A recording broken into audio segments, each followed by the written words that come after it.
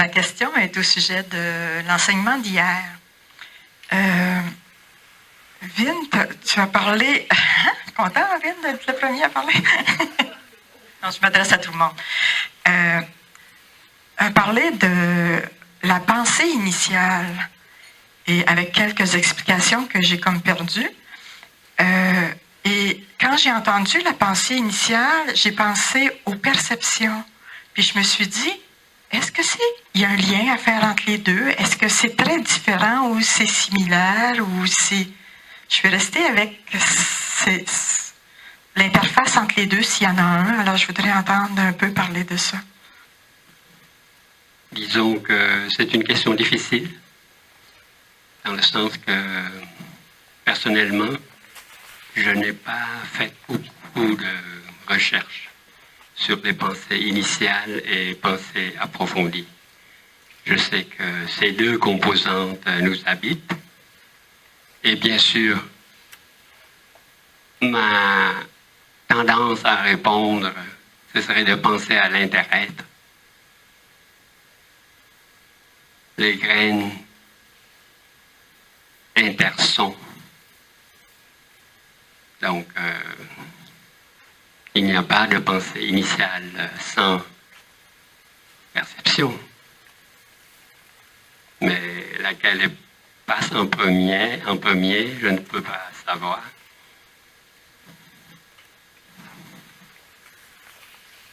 Mais ce sont deux voies qui nous gèrent. Mais je n'ai pas eu la chance, mais peut-être la prochaine fois, à la prochaine retraite, je ferai un peu plus de recherche, de pratique dessus. Bonjour, cher Sangha. Avec ma pratique, je pense que cette question, je peux éclaircir un peu. Si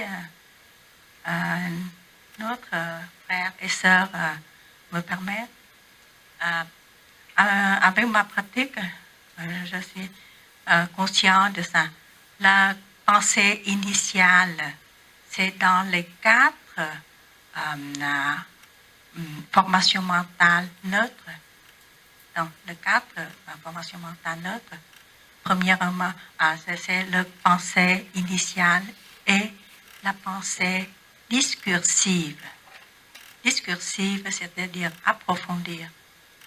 Et ça, c'est neutre si on est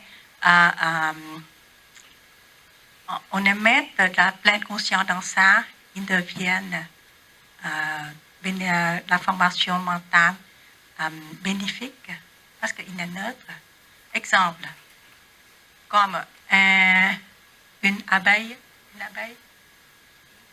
Une abeille, si il est volé comme ça dans l'air et il rejoint une fleur, il pensait que cette fleur c'est pour elle. Ça, c'est la pensée initiale. Pensée initiale. Parce que tout à coup, il est senti comme ça. Il est senti comme une pensée à ça. Pensée initiale. Et une pensée, ça c'est surface seulement. Mais s'il y a plus approfondir, c'est-à-dire arrêter sur les fleurs. Arrêter sur la fleur et il a soupçonné, il va oui, il est toujours avec la fleur. Ça, c'est la pensée discursive. C'est plus profond, il ne veut plus rentrer. Il a senti comme ça, c'est intéressant, ça, c'est il peut soupçonner les fleurs pour que deviennent miel. Ça, c'est deux différences. Une, c'est une pensée juste par hasard. Comme nous aussi, si nous avons s'asseoir, méditer. Et le premier état de concentration, c'est on a le droit de pensée initiale et la pensée discursive. Et la deuxième étape de concentration, il faut que arrêter de penser la pensée initiale et aussi la pensée discursive. C'est-à-dire arrête tout pour arriver à deuxième état de concentration. C'est ça. Comme vous avez pratiqué la méditation, vous aidez à penser à quelque chose, mais à état de plus en plus bénéfique. Laissez tomber toutes les pensées, même si ça, les pensées bonnes ou pas bonnes. Laissez toutes les pensées. Ne utilisez pas les pensées. Ça, c'est neutre. Ça. Avec ma pratique, il y a deux sortes de pensées et nous avons utilisé des fois le pensée c'est bon avec nous pour nous aider à rentrer dans ça. Mais avec l'état de contact avec la réalité telle qu'elle, ne besoin pas de penser. C'est toute la notion, la pensée, et tout est disparu. Ça, c'est l'état de plus calme, plus concentration, plus proche de la réalité de Dharma, de la réalité de telle qu'elle. D'abord, merci aux deux Dharmacharyas qui ont fait les discours. C'est toujours plus qu'intéressant. Et je m'aperçois que ça me permet d'arroser mes bonnes graines quand je vous entends parler. Et tant mieux, moi j'arrose mes bonnes graines. Ça me met en connexion avec ça. Mais la question, tout le monde peut y répondre. Mais comme c'est toi, Vin, comme c'est vous qui l'avez dite, je vais vous la poser. C'est facile pour vous autres de me répondre, je crois. Qu'est-ce que c'est que la volition? Est-ce que ça veut dire volonté? Merci. C'est un mot pour moi qui veut dire une volonté menant à une action. S'il n'y a pas d'action qui suit, ce n'est pas une volition. Alors une volition, c'est une action qui est responsable du karma. Pour que ce soit un karma, il faut que ce soit une volition, c'est-à-dire une détermination, une volonté menant à une action.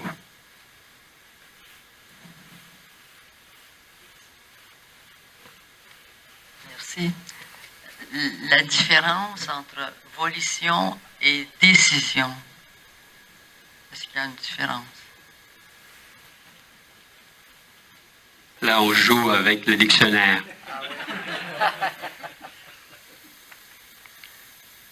Décision, c'est une prise de pensée. C'est une prise résultant de votre pensée. C'est une prise de conscience. Vous décidez de faire quelque chose. Je décide d'aller à la retraite. Donc, mais l'action n'est pas encore effectuée. La décision est prise. Alors que volition, c'est plus que la décision, parce que c'est une formation en vous. Elle vous amène à la décision. Et si ça se résume en une action, c'est une volition. J'aimerais ajouter un peu dans ma pratique. C'est, avec moi, c'est la décision, c'est-à-dire pour le penser, on est décidé de prendre quelque chose. Et la volition, c'est plus profonde dans l'intérieur, plus profond en nous. Chacun, chacune à une aspirante profondeur dans notre intérieur dès qu'on est nourrir ça longtemps et toujours il est là. Volition, c'est-à-dire on veut que dans notre vie veut réaliser quelque chose, veut devenir quelque chose, veut faire quelque chose. Ça, c'est la volition plus profonde. Tôt ou tard, il est retourné, tout le temps retourné pour nous exciter, pour nous stimuler de comment on va réaliser ça, devienne. Ça, ce n'est pas. C'est-à-dire, on peut dire, c'est un rêve profonde en chaque personne. Dès qu'on est encore petit, on est déjà quelque chose dans l'intérieur, mais pas encore développé. Et de plus en plus, on est grandir et on essayait de réaliser tout notre désir profond, aspirant notre espoir de devenir, de faire quelque chose. Ça, c'est l'évolution. Il est plus profond. Et souvent, avec une personne qui pratique bien, qui retourne à soi-même pour reconnaître, pour découvrir notre profond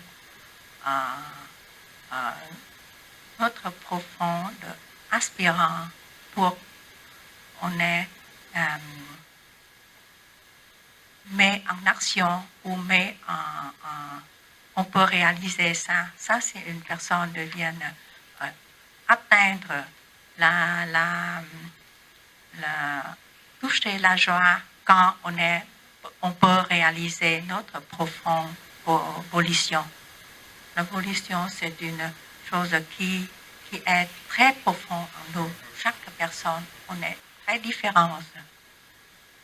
On ne peut pas voir la volition, mais quand vous faites et vous parlez ou vous pensez, il y a reflète votre volition intérieure.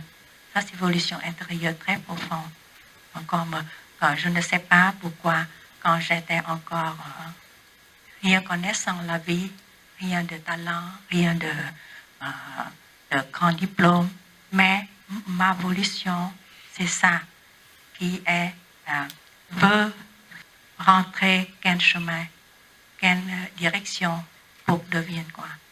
Cela, notre maître voit, il est les yeux qui voient profondément dans l'intérieur de son élève pour voir quelle est la volition, pour développer. Si un père ou une mère dans la famille voit nourrir les enfants et éduquer et nourrir les enfants, mais il faut que voir chaque enfant différent pour développer son talent, son volition, pour aider à lui grandir dans une situation, apporter le bonheur et la paix. C'est ça, aider. Pour cela, avec la pratique, je pense, nous aider de voir quelqu'un et découvrir son intérieur profond.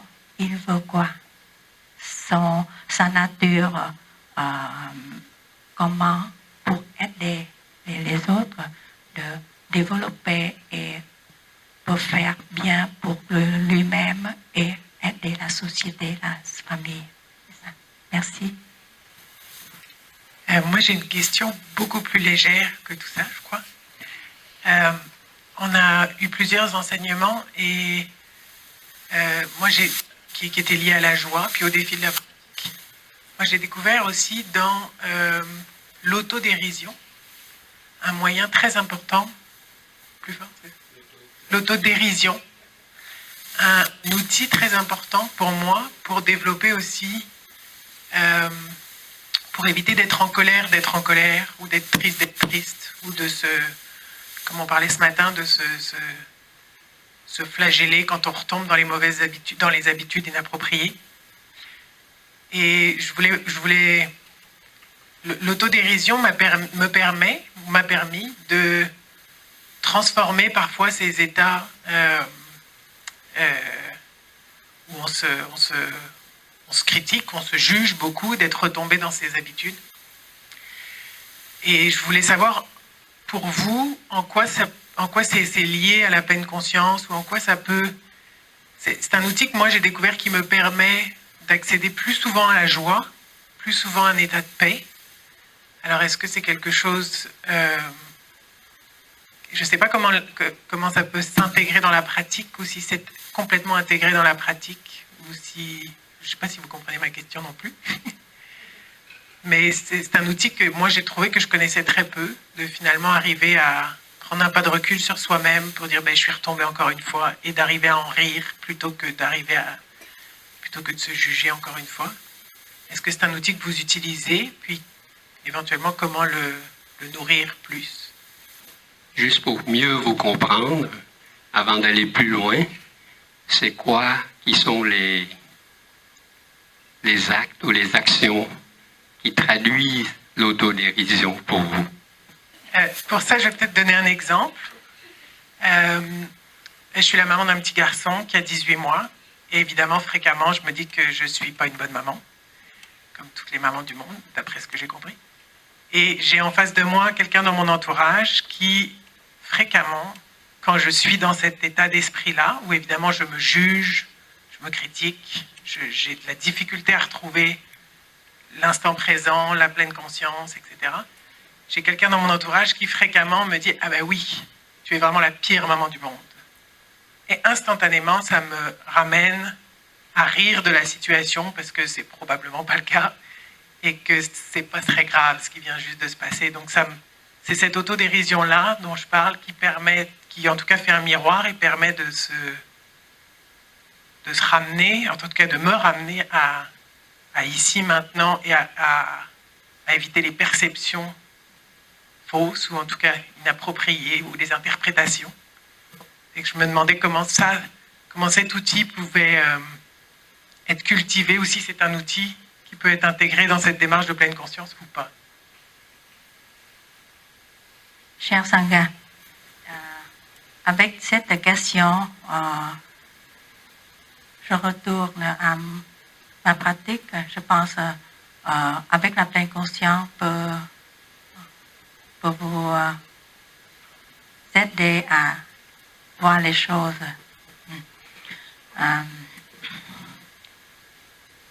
Nous, comme êtres humains, nous avons toutes les composés par 5 skandhas, c'est-à-dire une partie c'est la forme, c'est le corps, et 4 autres c'est les formations mentales. 4 autres c'est l'esprit. Premièrement, c'est la perception. Deuxièmement, la sensation. Troisièmement, c'est la formation mentale et la conscience.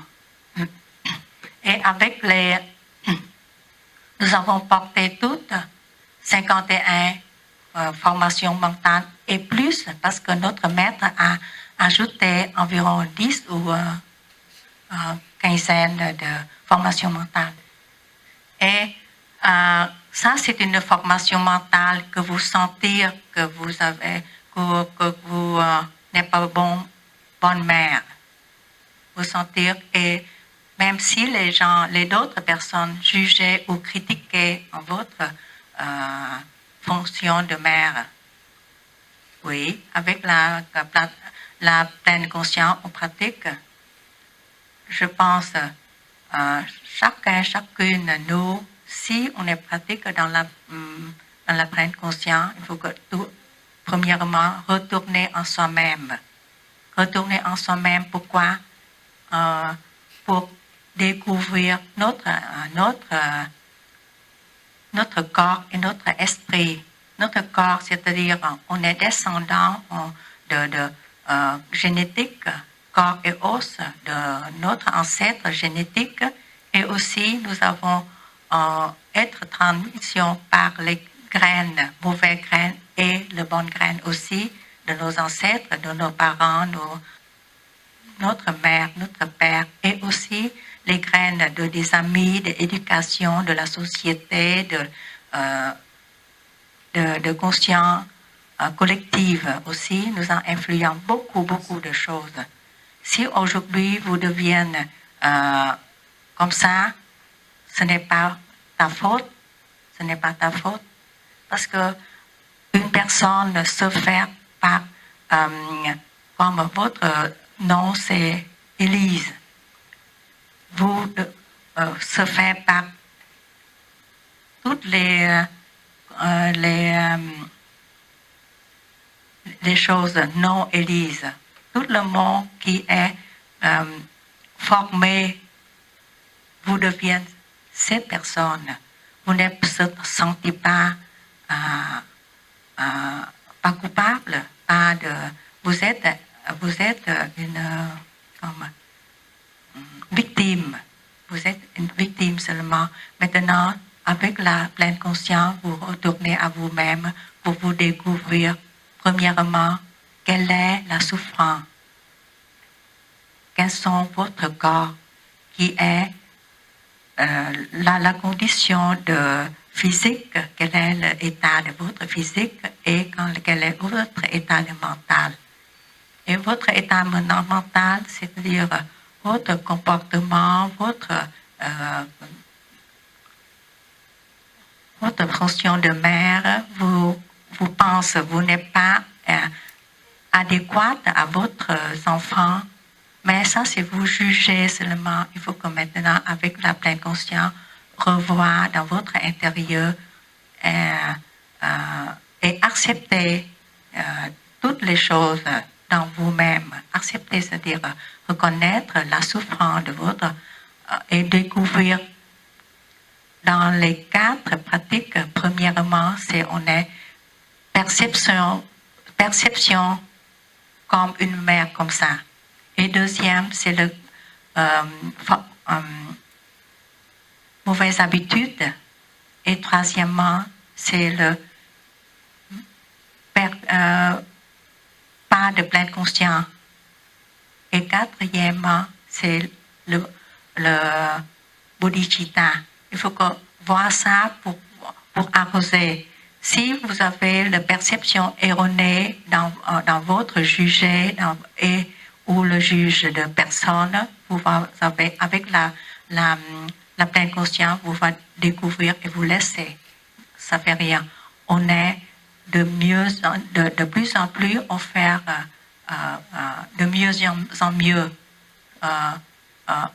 À quoi vous jugez votre fonction? Parce que toujours la comparer,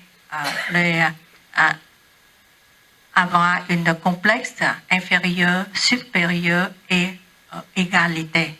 Il faut que d'effacer ça pour qu'on ne se sentir pas comme juger soi-même. C'est effacer toutes les trois complexes également supérieurs et inférieurs. Et deuxièmement, il faut que vous retournez à vous découvrir votre bonheur. Quelque chose de faire vous plaisir et vous faire ça. C'est-à-dire accepter et reconnaître bien votre corps. Si vous connaissez bien votre corps et votre esprit, vous pouvez connaître bien votre ancêtre, votre racine. Vous venez de où? Vous venez de qui? Vous venez de comment on nourrir comme ça. Vous découvrez plus dans votre intérieur, vous pouvez développer la joie et transformer la souffrance.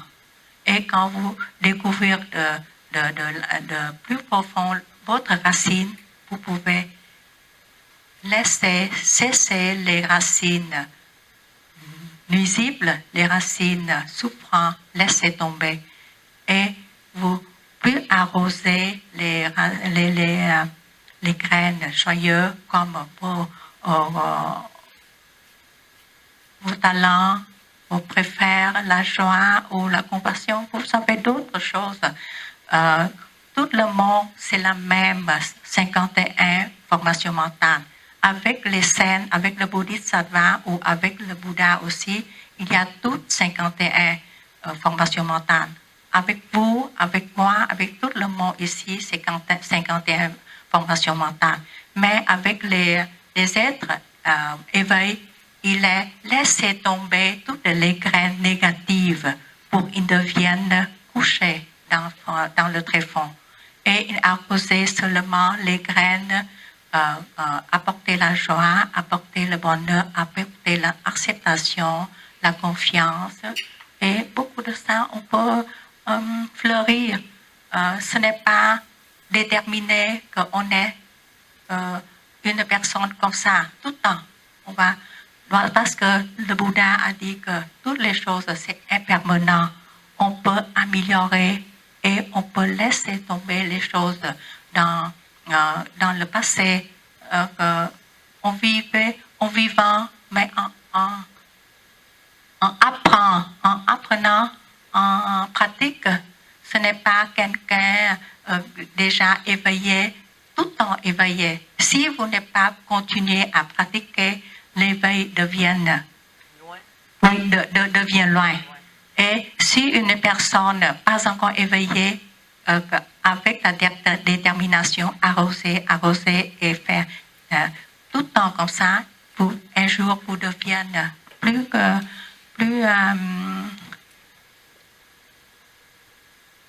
bien, plus bonne, plus solide, c'est ça. On peut pas rester tout le temps comme un état comme ça, avec la conscience, avec la pleine, avec la pratique, on devient de plus en plus vers la direction de élever. Et si vous tournez le dos vers la direction descend, de plus tomber dans le sombre, vous devenez une personne plus lumineuse. C'est ça. La vie, il y a deux directions. Si vous voulez vers la direction élevée, dès maintenant, vous décidez, dès maintenant, je suis maître de la pleine conscience à ma vie. Pour cela, chaque jour, chaque moment, on devient de plus en plus monté sur la direction ça. Et si vous décidez ignorant, vous venez rejoindre une groupe de drogue, de violence, c'est tout de suite, vous devenez enfer. Vous devenez le ténèbre, enfer. C'est dès qu'on est debout sur quelques points, on est décidé ça, on devient haut ou on devient bas. Comprenez-vous? C'est ça. C'est ça, c'est la question. On n'est pas comme décidé tout le temps, on reste dans cet état. Si on veut, on peut améliorer, ou on peut rentrer en enfer. L'enfer, c'est ici, ce n'est pas plus tard où on devient plus méchant ou quelque chose devient l'enfer. Ici, c'est le point de monter l'éveil ou descendre en l'enfer. Monter au paradis ou l'enfer, ici.